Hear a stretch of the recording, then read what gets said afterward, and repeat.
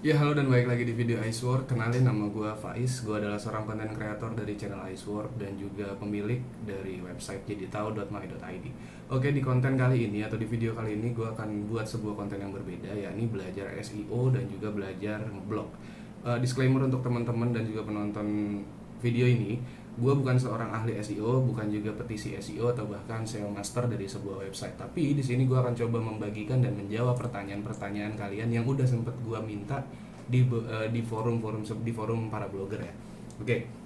Dan untuk pertanyaan pertama adalah bagaimana sih cara optimasi artikel yang SEO? Oke, di sini gue udah ada komputer dan gue akan coba untuk screen record ke kalian supaya teman-teman tahu. Nah, sebenarnya gini, cara optimasi artikel itu sebenarnya masuk ke dalam kategori SEO on page, di mana teknik SEO ini dilakukan ketika teman-teman membuat artikel atau bahkan mengutak-atik bagian dari HTML blog atau bahkan template yang teman-teman gunakan. Dan itu fungsinya apa? Fungsinya jelas satu, biasanya untuk mempercepat. Kalau untuk SEO on page-nya ya, itu untuk mempercepat loading page atau bahkan loading speed dari website kalian. Karena sekarang Google itu udah mengutamakan website-website yang memiliki loading speed yang cepat. Kemudian untuk di artikelnya itu sendiri, teman-teman bisa mudah untuk mendapatkan indexing dan Google bisa membaca struktur dari artikel yang teman-teman gunakan. Nah, di sini di dalam website gue ini, di sini gue udah sempat bikin strategi dalam membuat artikel yang menarik. Ini bukan untuk promo tapi untuk sebagai contoh.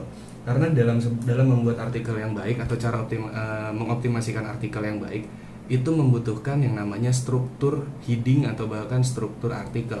Maksudnya gimana sih?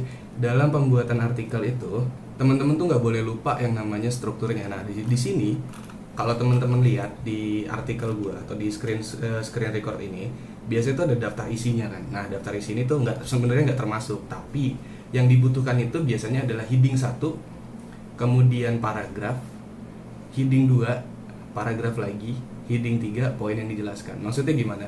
Heading 1 itu biasanya mencakup kepada judul. Kalau kita lihat di sini di artikel gua, ini judulnya di sini menggunakan heading 1. Ini tuh penting banget karena dalam membuat artikel itu biasanya kita ini akan memiliki judul yang menggunakan tag heading 1, dan ini penting karena Google sendiri tidak bisa membaca tulisan kalian yang seperti ini. Google tuh belum ngerti apa ya, teks atau bahkan kalimat yang teman-teman tulis di dalam artikel. Dia nggak ngerti itu, tapi dia membaca by struktur, dari struktur artikel yang teman-teman buat. Jadi di sini untuk judul kan udah jelas ya, dia pakai heading 1. Kemudian setelah heading 1 biasanya ada paragraf atau gambar seperti ini. Kayak gambar di sini gue menggunakan dari Unsplash yang bebas dari watermark, dan teman-teman harus mencantumkan sumbernya sih ya, sebagai menghargai untuk para konten kreatornya. Nah, kemudian dari gambar ini, kalau teman-teman pakai gambar di awal nggak apa-apa. Kemudian ada lagi yang namanya paragraf. Jadi strukturnya itu heading, paragraf, kemudian ada heading 2 gitu loh. Ini kan untuk artikel ini memang tidak lengkap, tapi gue akan coba cari artikel yang mungkin agak lengkap. Di sini gue sempat nge-review tentang SEMrush, paid promote, bukan paid promote sih ya, paid gue posting, dan ini gue tulis sendiri. Gue bener-bener tulis sendiri, ada hampir 1000 kata lebih. Nah, di sini kalau teman-teman lihat kan ini heading 1, kemudian paragraf, dan kemudian kalau teman-teman lihat di daftar isinya atau table of content-nya, di sini tuh sudah, kalau gue klik ya ke fitur SEMrush, ini adalah heading 2. Nah, jadi strukturnya itu gampang banget. Heading 1 untuk judul kita lupakan itulah, karena heading 1 itu pasti akan ada di judul, dan judul itu akan menggunakan heading 1. Kemudian kasih paragraf sedikit untuk paragraf pembuka. Di sini gue cuma pakai 2 paragraf, bisa 3 atau bahkan lebih, bisa 1 juga, terserah teman-teman. Seenaknya aja teman-teman membuat kalimat pembuka itu yang friendly itu gimana. Nah, kemudian baru gue masuk ke dalam heading 2. Heading 2 itu apa sih? Heading 2 itu adalah submenu. Submenu yang menjelaskan judulnya. Kayak di sini kan gue menuliskan artikel tentang SEMrush. Nah, di heading 2-nya ini gue tambahkan fitur apa aja sih yang ada di dalam SEMrush gitu. Jadi menjelaskan inti atau poin daripada heading 1. Kemudian jangan lupa setelah teman-teman kasih heading 2, kalau teman-teman mau pakai heading 3 setelahnya, ini heading 2 dan di sini heading 3 kan. Nah, kalau teman-teman mau pakai heading 2 kemudian di bawahnya ada heading 3, itu usahakan kasih paragraf untuk menjelaskan. Nggak usah panjang-panjang, singkat aja. Kayak di sini kan fitur SEMrush, dan di sini gue tulis paragraf lagi. Ada beberapa fitur yang disediakan oleh SEMrush. Tentunya tools ini tidak hanya berguna untuk para blogger saja, melainkan untuk mereka yang menggeluti dunia digital marketing atau pemasaran secara digital, seperti ya kan gitu. Masuk ke dalam site audit. Nah, site auditnya ini adalah heading 3 gitu loh. Nah, Setelah di heading 3, itu teman-teman harus kasih penjelasan lagi di dalam heading 3. Wah bang, kok susah ya, kok ribet ya strukturnya. Tenang, namanya mengoptimasikan artikel itu memang tidak mudah gitu. Kalian nggak bisa sembarangan, tapi nggak bisa terlalu cepet juga. Dalam arti kalian bisa belajar pelan-pelan aja dulu untuk memahami fungsi dari heading 1, heading 2, heading 3 sampai heading 6. Tapi yang kita pakai atau yang kita gunakan untuk SEO on page ini cuma 3, heading 1, heading 2, dan heading 3. Jangan lupakan paragraf di tiap heading. Nah, gimana konteksnya atau konsepnya ketika teman-teman hanya menggunakan heading 1 dan heading 2, dalam artinya tidak ada heading 3, itu nggak masalah. Kalau misal teman-teman mau menggunakan heading 2 aja, ya sudah, setelah heading 2 langsung masukkan poin-poin pentingnya. Tapi kalau memang dirasa, oh setelah heading 2 gue kayaknya mau kasih heading 3 deh, karena dari sub menu ini dia akan punya sub menu atau poin lagi, poin di dalam poin lagi, seperti itu. Berarti kalian harus kasih paragraf dulu baru kasih heading 3. Itu nggak masalah, it's okay aja. Kalaupun teman-teman hanya menggunakan heading 2, it's not a problem gitu. Kayak tadi di artikel gue yang ini, yang strategi dalam membuat artikel yang menarik, di sini tuh nggak ada heading 3-nya. Di sini cuma heading 2 aja. Dan untuk TOC-nya sendiri emang gue setting untuk heading 2 dan heading 3.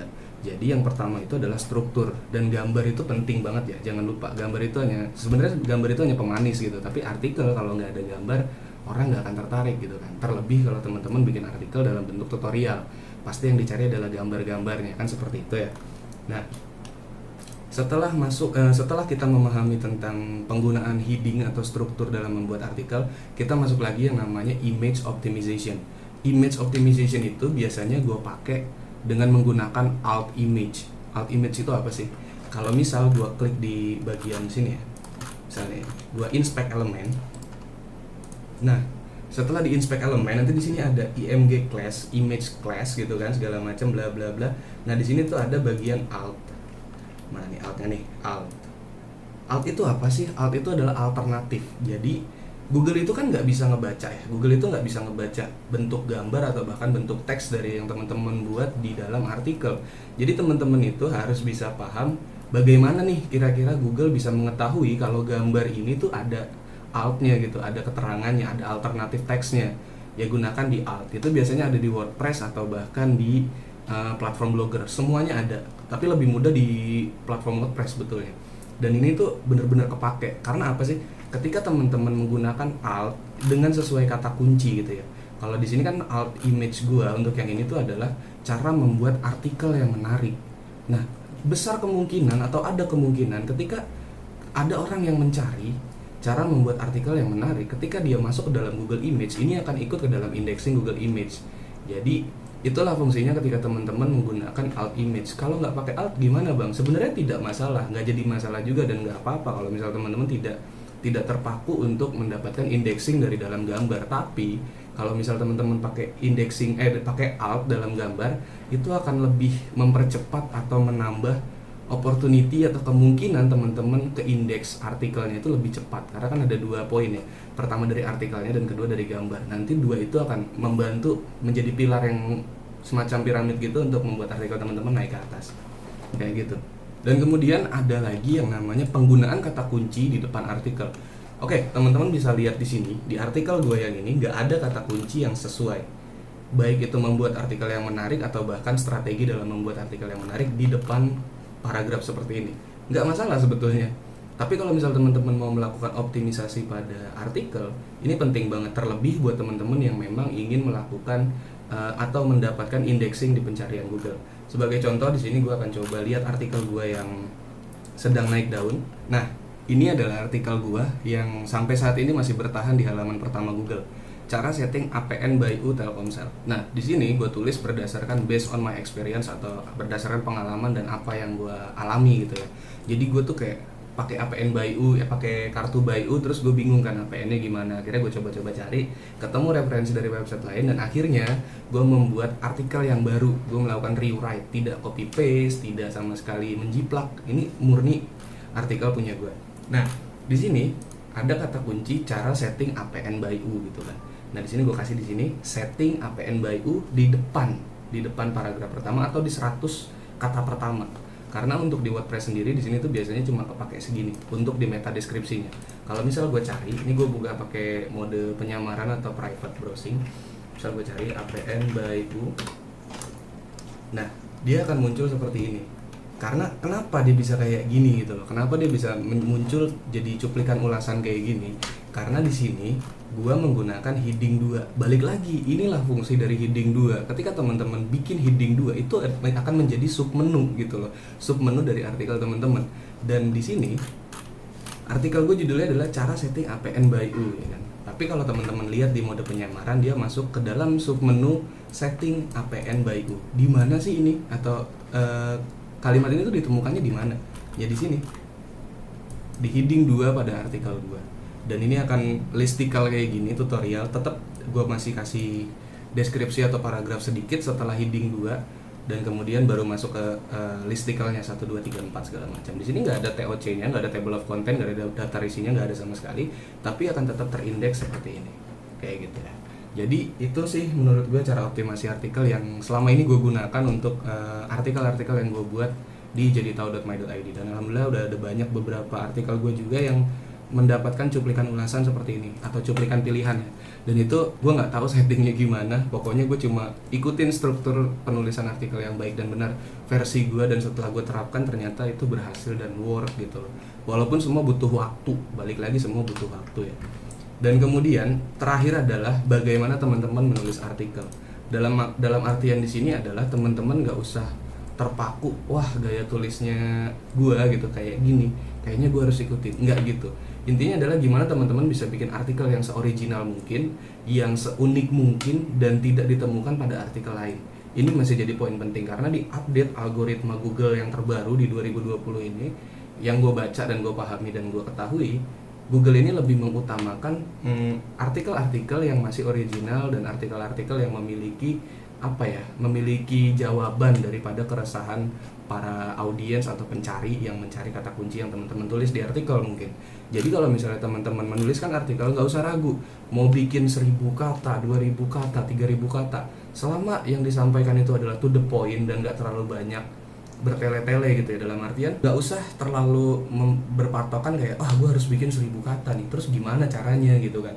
Oke deh, gue kasih kalimat sambutan, gue kasih kalimat pembuka, gue kasih kalimat penjelasan dulu, kayaknya nggak usah gitu. Yang penting teman-teman tuh deskriptif ini dalam artian yang dijelaskan itu mengalir gitu, jadi audiens ngebaca, oh kayak gini, dibaca lagi scroll ke bawah, oh kayak gini, kayak gitu segala macam. Jadi nggak belibet-libet, nggak sudah teman-teman menjelaskan poin A di atas, kemudian poin B di paragraf ketiga kok balik lagi ke poin A gitu. Jadi nanti akan pusing seperti itu sih. Jadi kalau bisa tuh artikel yang dibuat itu harus unik, original, dan deskriptif. Itu aja sih intinya. Dan yang terakhir banget, ini gue ketinggalan karena memang gue nggak ada skrip sama sekali. Di sini gue cuma tulis kayak gini aja ya, cuma tulis di paper HVS gini. Kemudian ya udahlah, daripada berlama-lama gue langsung record dan gue buat aja kayak gitu. Jadi gue nggak pakai mikir terlalu lama dan gue langsung gamblang aja ngomong. Jadi kalau misalnya ada banyak gitu atau salah gitu ya gue mohon dimaafkan. Ini pertama kali gue bikin konten tentang belajar blog dan juga SEO. Dan yang terakhir adalah internal link. Ya, kalau teman-teman lihat di sini untuk bagian awal ini akan lari ke situs yang ini, akan lari ke homepage-nya itu sendiri atau ke artikel itu sendiri. Dan kalau misalnya teman-teman ada artikel yang serupa, similar, atau bahkan berkaitan dengan hal tersebut kayak di sini ya, itu dikasih internal link aja. Kayak misalnya gue nulis sebelumnya saya juga sudah menulis tentang cara aktivasi by U. Itu bisa teman-teman sesuaikan untuk anchor text-nya. Misal teman-teman nulis cara aktivasi kartu by U gitu kan, itu artikelnya. Nah teman-teman bikin lagi artikel yang baru tapi berkaitan sama hal tersebut, teman-teman bisa ganti anchor text-nya kayak gini, cara aktivasi by U. Kalau teman-teman buka di tab baru, ini akan masuk ke dalam halaman atau artikel cara beli dan aktivasi kartu by U. Beda kan, judulnya cara beli dan aktivasi kartu by U. Di sini gue cuma tulis cara aktivasi by U dan juga cara isi kuota by U. Jadi teman-teman tuh ketika audiens membaca, dia akan mendapatkan source atau bahkan saduran lain, related post daripada poin yang disampaikan. Jadi audiens itu betah. Dan impact-nya apa? Itu akan menekan atau mengurangi bounce rate gitu ya. Bounce rate itu adalah presentase bagaimana orang atau audiens mengunjungi blog teman-teman, kemudian hanya beberapa detik atau hanya beberapa menit kemudian dia langsung cabut gitu aja. Dan itu sebenarnya adalah hal yang buruk. Kalau bounce rate-nya itu makin tinggi, berarti website teman-teman nggak bikin betah audiens. Tapi kalau bounce rate-nya kecil dan itu melandai, dalam artian turun terus, itu berarti menandakan kalau website teman-teman itu bikin betah audiens. Kayak gitu aja sih. Jadi mungkin segitu aja yang gue tahu sampai saat ini ya. Dan untuk tetek bengeknya kayak bintang-bintang gini, ini sebenarnya gue pakai plugin juga di WordPress dan gak terlalu susah juga sebenarnya untuk diaplikasikan. Ini hanya untuk memperbaiki struktur yang ada di Google Search Console dan segala macamnya. Kayak clap gini nih, bawaan dari tema. Gue pakai tema Mundana yang gue beli sekitar 400.000 mungkin ya waktu itu. Dan selebihnya ya udah, gue gambar, ini gue buat sendiri. Gue cuma ambil template-nya beberapa dan kemudian gue edit lagi gitu kan, gue kasih watermark gitu. Jadi kalau watermark itu kan mencirikan tentang kita, dan artikel gue tetap unik dan tetap original sesuai dengan gaya bahasa gue. Oke, mungkin segitu aja dulu untuk video pertama gue tentang belajar blog dan juga SEO. Mohon maaf jika banyak banget kekurangannya. Tulis komentar di bawah kalau teman-teman senang dan ingin gue melanjutkan konten seperti ini. Dan jangan lupa di like kalau teman-teman suka. Kalau misalnya video gue ngebosenin, nggak apa-apa, dikasih dislike aja. Dan kalau nggak mau ketinggalan video terbaru lagi tentang gue, baik itu belajar SEO, belajar blog, atau bahkan tutorial yang lainnya, jangan lupa untuk diklik subscribe dan juga hidupkan lonceng notifikasinya. Gue Faiz Dawami, sampai sini dulu, undur diri dan bye-bye.